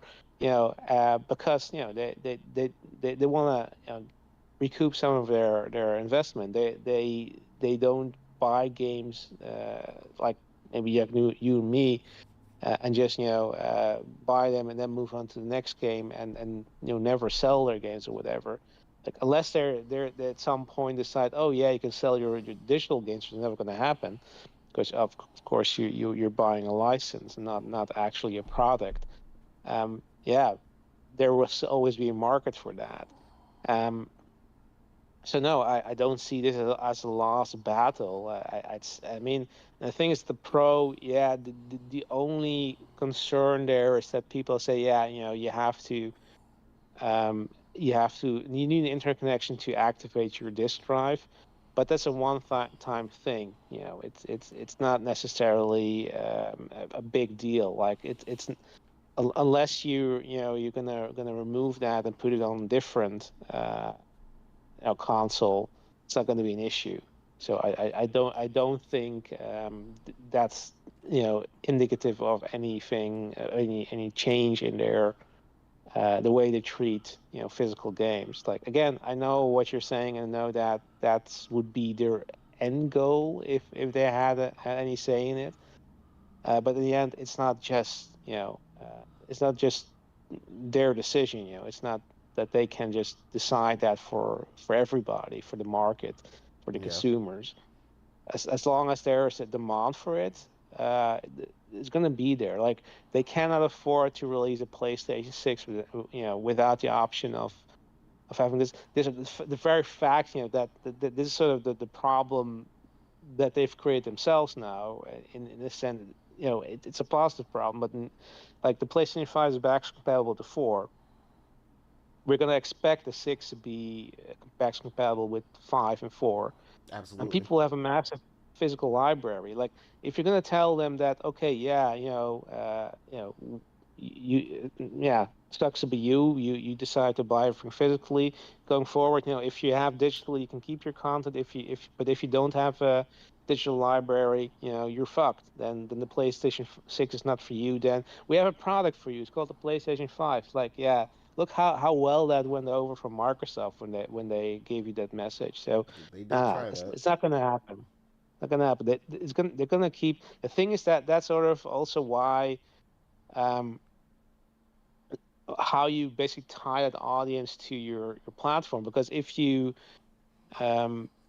take that away, then the step to go to PC, it's a lot easier, because that you don't have a physical library on PC, and people are used to that. And yes, people can get used to that, but the thing is, like, if you remove that entire library from people, and they have to start from scratch, then they have a choice. Then they have a choice to say, okay, yeah, I'm gonna I might as well go to PC, especially with the fact that PlayStation also released their games on PC eventually. Yeah, so I don't think you want to give the people that choice, or nudge them in that decision. And of course, they're gonna be people gonna have a grudge, because you just told them to fuck off with your collection. So Yeah. no, I don't see that happening for the PlayStation 6, and you know, preferably never.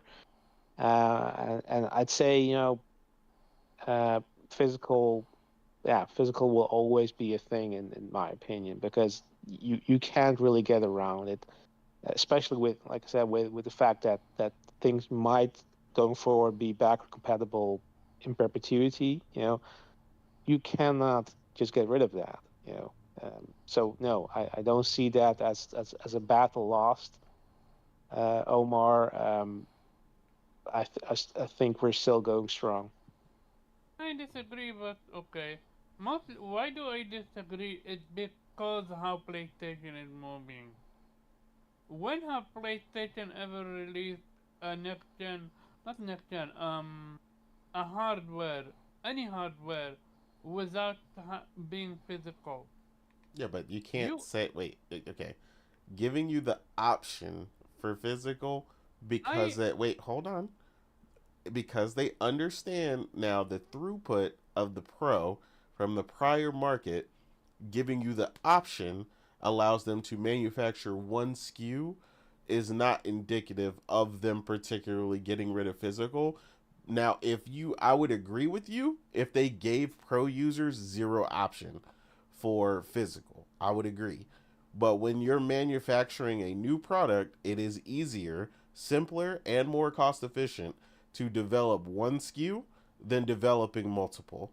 So I agree that it is better for them from a business standpoint to develop the one SKU and just develop the option which they already had in the wild with the slim rather than developing two SKUs for a limited product, which is an enthusiast level product. So that is why I disagree with that.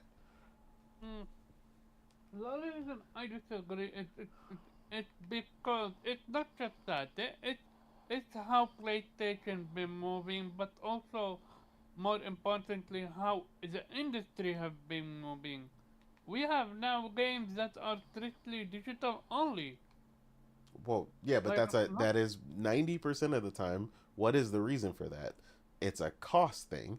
It's a it's cost cost, effective yeah. analysis where games can't. But we've always had that. The indie games, there are indie games that again you're only newer to PC, but there are games that specifically are introduced only on PC at first to test the waters, and only because of their success on PC, digital only, is because they eventually come out physically or on other platforms. There's tons of those. So while yes, there are games that are digital, that's been a thing for a long time because again, it costs so much money to develop. Not only it costs more to develop for consoles because there's licensing fees and a bunch of other stuff they have to go through, but beyond that, if you go physical, you have to find a manufacturer, you have to print the art, create the gold standard for the disc, a bunch of other stuff. So it basically a lot of the things that we're witnessing where that is the case is more just a cost thing, which is why eventually uh, if the demand is high enough, even for something like Alan Wake 2, which was a AAA game, right? And they were right to do what they did because the game didn't sell all that well um, to even warrant that, right? So for people who wanted the physical, what they did instead, they paired with a manufacturer that does custom requests. They basically make only what is requested of them, which is limited run games. Again, not the best thing because obviously anybody who has heard anybody order from limited run, number one, they take forever to get to you. It's a whole long process. But if you really, really desire this thing physically, then they at least give you the option without them incurring mass costs of a bunch of games that don't sell. Because that's the other problem with physical, right? If you're not sure you can sell 10 million copies. If you think if you think you're going to sell 3 million, but you don't know what the throughput is on that for physical, and you develop 5 million physical copies, what happens is you end up with a bunch of overstock that goes to a bunch of different places, which, don't get me wrong, there's a whole business behind this, but you end up with a bunch of overstock that either companies buy out, or you end up having to sell for pennies on the dollar because now the product isn't worth what it was worth when it originally released. So, like, I get what you're saying, but it's definitely a cost thing, because as games become more expensive to make and develop, they're trying to look for easy areas to cut costs, and it sucks, but physical is one of the easy areas to cut costs when you are not sure you're making a game that's going to sell like gangbusters. Obviously, I don't think now when you see something like Spider-Man 2, or eventually Spider-Man 3 or whatever, or a God of War or something is digital only, that when that's an idea on the precipice here, I think, yeah, freak out. But I don't think we're there yet. I think we're just seeing a much more varied approach. As costs rise, people are looking to cut costs in the easiest way possible while also delivering us a bunch of the games that we still get. I think that's what you're seeing. Okay, so for the longest, the industry have been trying to kill physical, eh? I wouldn't say How they're trying they've to done kill it? it, but yeah. They've done it with multiple ways. They introduced always online. Now single player games have always online. And back in the heyday, we would clown them. We would boycott these studios for always online.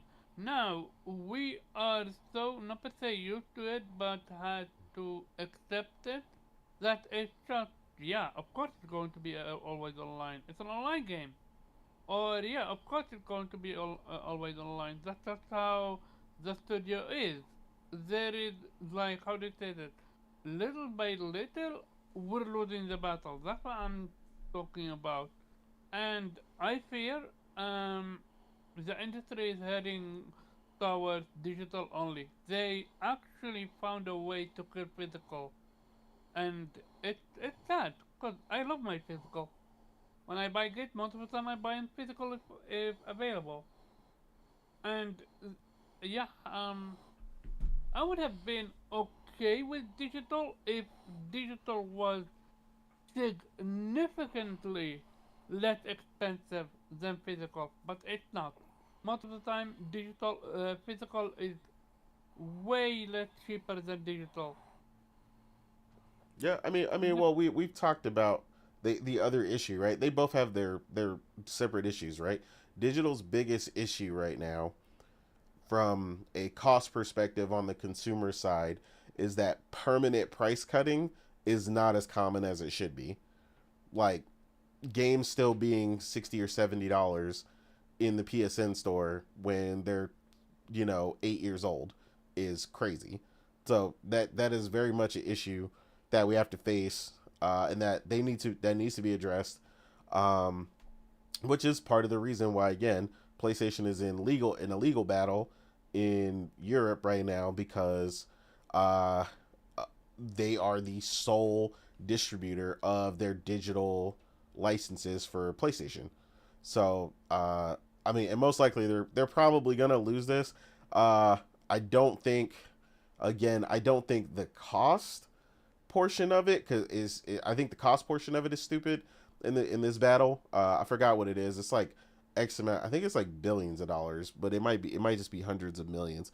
But regardless, I don't think PlayStation should be fined for that. But I think what the goal should be is to get the adjustment, which is uh, to incorporate permanent price cutting, and also to have them within a reasonable time frame allow for other outlets to sell those games, which would alleviate that problem. Places like Green Man Gaming, who can sell and CD keys and stuff like that, who can sell keys for digital versions of the games in order to give us a much more readily available cut in costs or permanent price cuts. Um, I think that's something they definitely need to visit as far as the digital aspect of it. But yeah, I mean, I don't disagree with you there. I think that's just something that is a growing pain that hasn't come up yet. Um, it should have come up a while ago. Honestly, I had that whole discussion when I bought Shadow of War recently, and I had to buy it physically because it was $60 in the PSN store, but it was like $9.99 Yeah, physical. I have a question for you. As someone that knows, because I think you know the industry far better than someone like me. Um, with the amount of what you call it, lawsuits that we've seen in this industry, why have there never been one about physical versus digital prices? Is this not a clear cut win You to said why? Why has there not been a lawsuit for it? yeah, like why has no, let's say FTC or a company like FTC, why have there no company that stood up and said, okay, look, for the consumers, you fucking consumers over because i- games shouldn't be that pricey if you're removing all these things, the physical aspect from it. Why? It this frustrates me because we've seen lawsuits for the most ridiculous thing. Yet this significant, important thing, nobody is batting an eye about it. So two things. So to your original point, you're saying if they don't have to print disc, the game should be cheaper, right? Uh, Not only this, like cover. I'm yeah, the focusing on case, the everything, whole but yeah, manufacturing process. yeah. So while yes and no. So whenever a company cuts costs somewhere, it doesn't particularly mean you're going to get that benefit directly. So I know I know it seems like you don't get a benefit, right? Because you're like, oh man, they get to cut this cost, right? But the value of the product presented to you still doesn't change, right? Because the goal is the game at the end of the day. So that portion doesn't change. So if they save slightly on manufacturing costs, then the good thing for you, and like I said, I know it doesn't seem beneficial because you're not particularly looking at it that way, but they still there's obviously a price for the content that you're receiving. They often give you extra stuff in the digital form, extra costumes, whatever it is in the digital format, right? In order to sometimes give you what they believe is an equal value. And I mean, sometimes they don't. Sometimes the value is just the product itself, right? Um, but the benefit that you're getting that you may not see is that if they're able to cut the cost portion out of that, they're going to have a lot more money to put into other products. So you're not going to see it particularly there, but they're going to be able to put that money elsewhere in order to utilize it in other places, because even though it's part of the cost, it's still not, the other parts of the game still don't cost less, right? Like the development costs largely being for Spider-Man, that 200 million or whatever, or 150 million, is still largely the game's development and the game's advertising. So that wouldn't change even if the game wasn't released physically. So there's still a bunch of costs being incurred that, while yes, they don't have to incur the cost of physical manufacturing, the cost of that isn't actually as crazy as it seems. Um, and you do benefit from, still, number one, you still get the game, but you do also benefit for the fact that them saving money on that end is going to result in more games, more money to invest in games on their end than that. But like I said, so that's why I was like, I don't think you'll really see that in that particular fashion, because games are always going to be adjusted based on what they are, right? Whether you're talking double A or indie games, smaller titles. I think what you might see is a more visited price structure changing for other types of games that are not 100% AAA. But I mean, we also honestly can't sit here and say at the end of the day, if you don't deem the cost of the product worth it, being the same value, then they're going to tell you like anything else. You wait for it to be on sale. I mean, that's ultimately what it's going to be.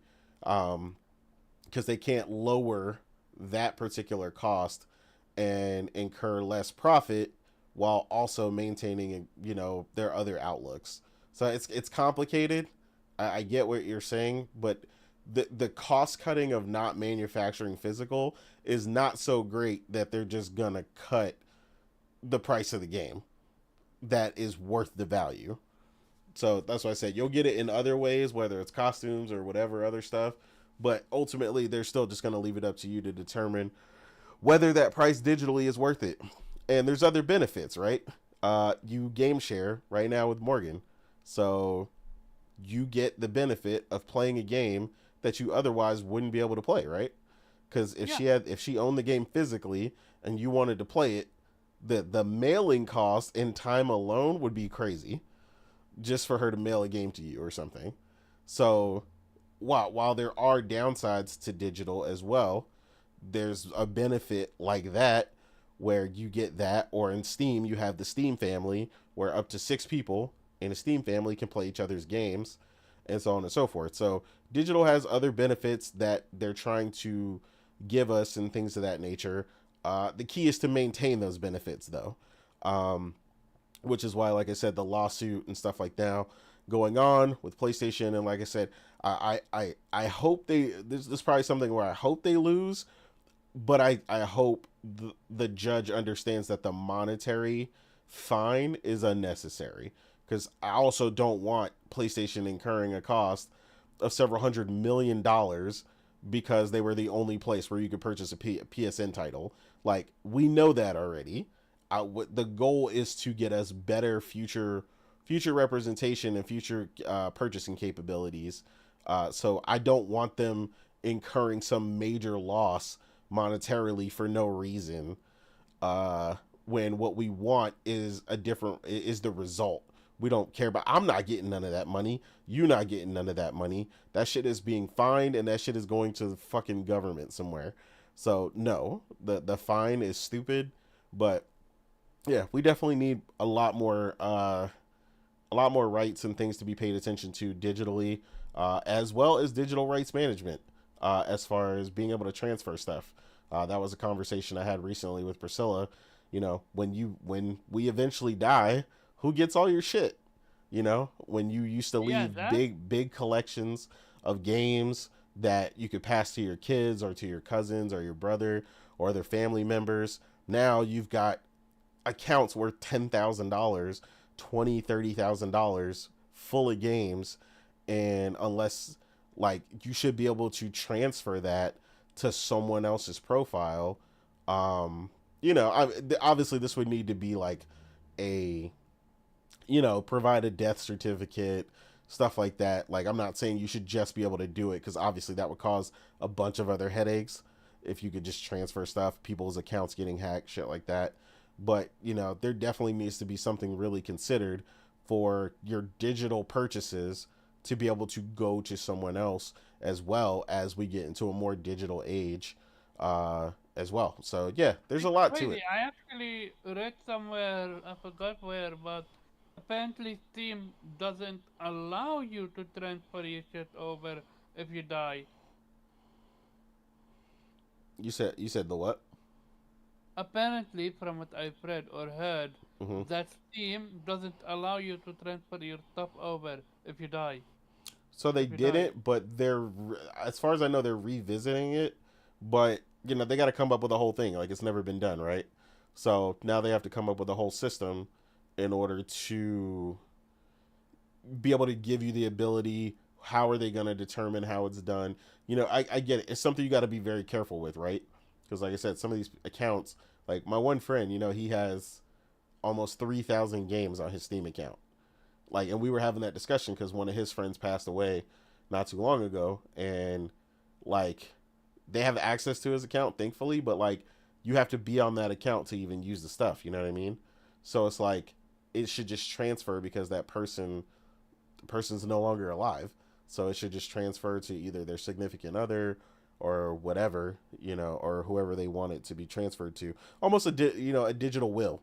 You have a will for all your physical stuff. Why not your digital stuff? Hey, when I pass, I want this person to have all the licenses for my games or whatever. But Yeah. yeah, I also agree with what Well, Hero said. Yes, I agree. Digital games should drop in price beyond physical games after about a year or so. I agree. They again permanent price cutting, right? That's the big thing we were talking about. Yeah, we definitely need permanent price cutting, the way that PlayStation used to do. The greatest hits, where it's like, okay, this game is permanently 19.99 year round. It might go on sale cheaper than that, but this game is part of the greatest hits now, and now it is 19.99. They definitely need to do that for a bunch of all games, really, and work with manufacturers to determine price drops over time that at the very least match up with their physical counterparts. Because it's crazy, if I wanted to purchase a game, like I said, like Shadow of War, if it's not on sale on PSN, it's $60. That doesn't make any sense. yeah, yet you can buy it literally for less than $10. Yeah, that makes zero sense. So that's another thing that's got to be fixed. As long as we're The vocal question, about it, I think it'll come up. But that also is to answer your other question, why the I FTC hasn't specifically brought it up. The FTC manages a lot like the CMA. They manage a bunch of industries. So unless you make enough noise about something in particular or write them and bring up a particular issue, they will not necessarily look into it. That's why it hasn't come up yet, but I think it's becoming more prevalent again, like I said, as people notice their digital issues with other stuff, like movies, so on and so forth. People being locked into certain ecosystems. Like I know a friend that used to buy a bunch of his movies on Apple, which made no sense, because I was like, well, one day you might not have an Apple, or you might not want an Apple, and you might not be able to access that content. That's stupid. You should purchase something on something that's platform neutral. So when you get an Android, or you have a TV or whatever, you can access your content anywhere. So yeah, that's another whole nother thing too. So I think it'll come up more as digital as a whole starts to become a bigger issue, and it has, because like I said, a lot of people are noticing when they want to go back and watch old movies that they used to own maybe on VHS or DVD or Blu-ray or all three, and then it's like, hey, I want to watch that movie but I don't own it, and then it's not streaming so I can't watch it. And like more people are just noticing they're losing access to things, especially digitally. So I think it'll be brought up a lot more. oh, you know what? What I'm about to say it might be radical, but at this point, it should be common sense. Google exists, so PlayStation, but other companies. I'm not gonna act like PlayStation is the only one. Yeah. If if if you want to put, let's say, the price for Last of Us One on PSN, before putting it at 60, Google what's the price for Last of Us on PSN. I mean Last of Us used. Well, You that's can. also the problem, right? That makes sense to us, but some people might get a PlayStation. Like somebody just added me the other day, right? And I noticed they were new to PlayStation. Like this is their personal first time having a PlayStation 5 themselves, right? They said they used to play on somebody else's, and then they eventually bought their own, right? So this person only has like 3 games. But no matter what, this person already decided beforehand they wanted to. Let's say you just got it, you just set it up, right? And you're excited. And this person, I saw they were playing Grand Theft Auto 5, right? So whatever the price, I don't even know what the price is of that shit right now. But whatever that price is, that night when they got that item, they weren't going to look at anything, most likely, and they're just going to purchase it.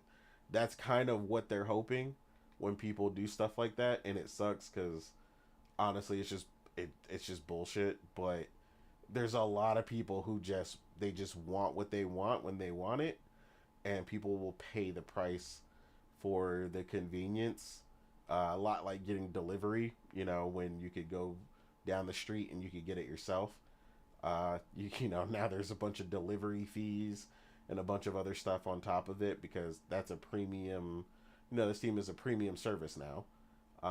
So yeah, it sucks, but yeah, as long as there are enough stupid people who will just purchase stuff, outright like I that, mean, they're gonna try to get away with it until we, come up with a better solution.